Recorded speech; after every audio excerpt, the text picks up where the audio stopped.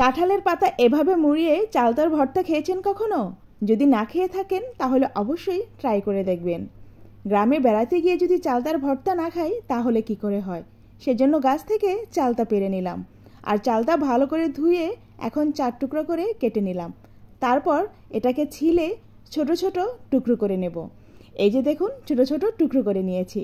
আর এবার চালতাগুলোকে ভালো করে ধুয়ে নিচ্ছি।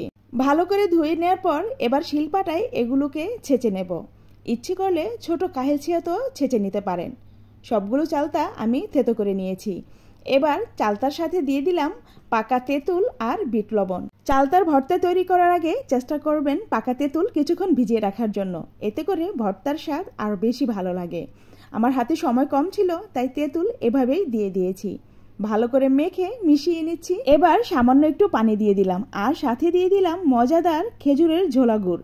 এই ঝোলা গুড় দিয়ে চালতার ভর্তা খেতে কিন্তু বেশ লাগে। সবকিছু একসাথে মাখিয়ে খাওয়া দাওয়া শুরু। আর কাঁঠাল পাতায় এভাবে মুড়িয়ে চালতার ভর্তা নিয়ে নিলাম, বেশ লাগলো।